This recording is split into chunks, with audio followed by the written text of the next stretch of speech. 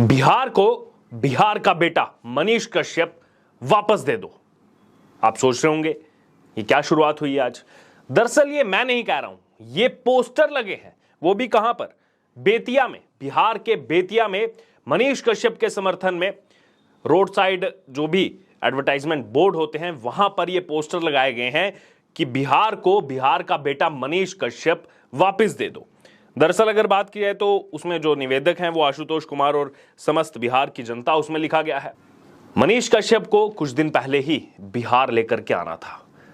26 जून को उनकी पेशी थी मनीष कश्यप की बेतिया न्यायालय में, लेकिन नहीं लाया गया।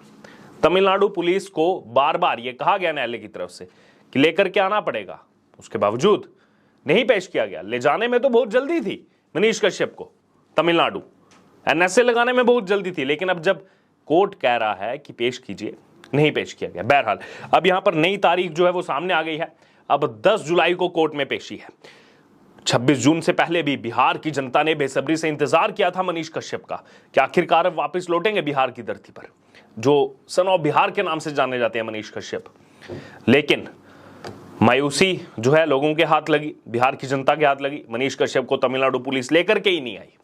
अब 10 जुलाई को नई तारीख सामने आ रही है कि 10 जुलाई को किसी भी सूरत में तमिलनाडु पुलिस को मनीष कश्यप को लेकर के आना होगा। दरअसल अगर बात की जाए तो यहां पर यूट्यूबर मनीष कश्यप की बीते 26 जून को बेतिया व्यवहार न्यायालय में पेशी नहीं हो पाई थी और अब न्यायालय ने 10 जुलाई को उनकी पेशी करने का आदेश दिया है। दरअसल एक वायरल वीडियो के मामले में वो तमिलनाडु की मदुराई जेल में बंद है और हम कई बार बता चुके हैं कि केवल मनीष कश्यप को ही इसमें जो है फंसाया गया है। फंसाया गया, मैं इसलिए शब्द का उपयोग कर रहा हूं क्योंकि बहुत सारे प्रिंट मीडिया में एक खबर छपी थी, किसी पर कोई यहां पर अगर बात की जाए कोई एक्शन नहीं हुआ, कंप्लेन तक नहीं हुई, लेकिन केवल और केवल मनीष कश्यप को इसमें इस तरीके से प्रेजेंट किया गया कि देश को उनसे खतरा है और तमाम बातें कही गई। ये पिछले लगभग 3-3.5 महीने से चल ही रहा है, आप सब कुछ जानते हैं। इसी बीच अगर बात की तो मझोलिया थाना कांड संख्या 193/21 के नामजद अभियुक्त के तौर पर जो है मनीष कश्यप को बेतिया न्यायालय लाना होगा। यहां पर लेकिन जो पोस्टर मनीष कश्यप के समर्थन में वायरल हो रहे हैं, रोड साइड लग रहे हैं, उसमें जैसे मैंने आपको बताया लिखा है कि बिहार को बिहार का बेटा मनीष कश्यप वापस दे दो और लिखा है कि बिहार के भ्रष्टाचार के विरुद्ध सभी गरीबों, असहायों, माताओं, बहनों की सत्य की आवाज मनीष कश्यप को वापस लौटा दो। देखिए कितना भी मनीष कश्यप के लिए कहा जाए, लेकिन तमाम जो जनता है बिहार की वो लगातार उनके समर्थन में रहती है और कहती है कि गरीबों की आवाज उठाइए, असहायों की आवाज उठाइए। और ये मैंने खुद जाकर के ग्राउंड पर देखा है। खुद 23 मार्च को मैं वहां पर मौजूद था जब पहली बार मनीष कश्यप के समर्थन में बिहार बंद की कॉल दी गई थी और ये लोगों ने आकर के मुझे बताया था इस बारे में कि ऐसे ऐसे मुद्दे जो कभी जिनके बारे में कोई बात ही नहीं करता था, मनीष कश्यप ने आकर के उन मुद्दों को उठाया। उसके बाद पिछले कई सालों से हम जिन यहां पर अगर बात की जाए समस्याओं से जूझ रहे थे, जो हमें राइट्स नहीं मिल रहे थे, मनीष कश्यप की तरफ से वो आवाज उठाई गई। उसके बाद सुचारू रूप से वो चीजें चली। तो जनता जानती है, जनता समझती है मनीष कश्यप को, लेकिन राजनीतिक मोहरा ऐसा बनाया जा रहा है, राजनीतिक शिकार ऐसा बनाया जा रहा है कि मनीष कश्यप पूरी तरह से टूट जाए। लेकिन जो बिहार की जनता का समर्थन मनीष कश्यप को लगातार मिल रहा है, और अब तो नेताओं की भी नंबर ऑफ सीरीज है, नेता जो मनीष कश्यप के समर्थन में बोल रहे हैं। मैंने आपको वो भी बताया था, मनोज तिवारी वो जा रहे हैं मिलने उनसे तमिलनाडु जेल, सुशील कुमार मोदी वो भी उनके समर्थन में। तो जब नेताओं का भी अब समर्थन मिलना शुरू हो गया मनीष कश्यप को, तो अब क्या मुश्किलें खड़ी होंगी बिहार सरकार की। बहरहाल यहां पर लगातार जो है हम देख रहे हैं पोस्टर जगह जगह पर लग रहे हैं बिहार के बेतिया में, और इसमें लिखा है, जैसे हमने आपको बताया कि बिहार को बिहार का बेटा वापस दे दो। इसके अलावा भी जो पोस्टर लगे हैं, अलग अलग तरह के पोस्टर लगाए गए हैं, उसमें सन ऑफ बिहार नहीं, उम्मीद ऑफ बिहार, गरीब, मजदूर और मजबूर की आवाज बताया गया है। यानी कि जिस नाम से वो फेमस हैं, सन ऑफ बिहार, इसके साथ साथ क्या कहा जा रहा है वहां पर, उम्मीद ऑफ बिहार, कि ये बिहार की उम्मीद है मनीष कश्यप। गरीब, मजदूर और मजबूर की आवाज, यानी कि चाहे गरीब हो, चाहे मजदूर हो या फिर कोई मजबूर हो, उसकी आवाज है मनीष कश्यप। और इस आवाज को दबाने का काम बिहार सरकार के साथ मिलकर तमिलनाडु सरकार कर रही है। हैशटैग गो बैक स्टालिन भी ट्रेंड हुआ था नंबर 1 पर, जब पटना में 23 जून को बैठक थी विपक्षी दलों की और स्टालिन तमिलनाडु के मुख्यमंत्री वो भी वहां पहुंचे थे।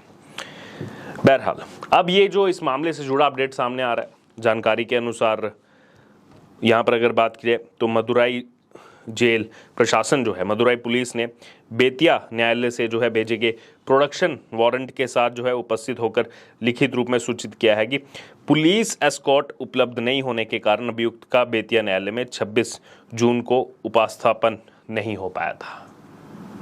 यानी कि जब मनीष कश्यप को लेकर के जाना था बिहार से तमिलनाडु, तब तो आनंद फानन में ले गए एकदम से, समय भी नहीं लगाया, बिल्कुल एनएसए भी लगा दिया, रासुका लगा दिया कि देश को खतरा है मनीष कश्यप से।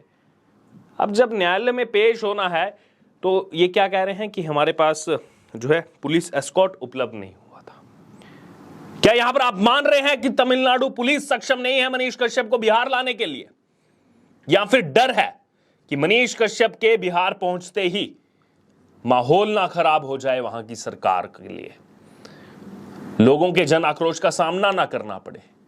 क्योंकि ये 23 मार्च को भी हुआ था, 23 जून को भी हुआ था, बार बार जो आरजेजेपी के अध्यक्ष हैं आशुतोष, उनको गिरफ्तार किया गया, डिटेन किया गया। किस बात का डर है नीतीश कुमार को, किस बात का डर है तेजस्वी यादव को? अगर कुछ नहीं किया है तो क्यों मनीष कश्यप से इतना डर है? पुलिस भी पेश नहीं कर रही है, लेकर के नहीं आ रही कि पुलिस एस्कॉर्ट मौजूद नहीं था इसलिए लेकर के नहीं आए। यानी कि खुद ही आप मान रहे हैं कि आप जो है यहां पर प्रोटेक्शन नहीं दे सकते मनीष कश्यप को, तो फिर गिरफ्तार करके लेके क्यों गए थे? सवाल यह बनता है आज। क्योंकि आप गिरफ्तार करके लेके गए थे, आपकी नैतिक जिम्मेदारी बनती है जब न्यायालय बुला रहा है, क्योंकि एनएसए आपने लगाया, पेश करने की जिम्मेदारी आपकी है, सुरक्षा मुहैया करवाने की जिम्मेदारी आपकी है, लेकर के आने की जिम्मेदारी आपकी है। आप इतने असक्षम हो गए कि आप लेकर के नहीं आ सकते मनीष कश्यप को बिहार में वापस।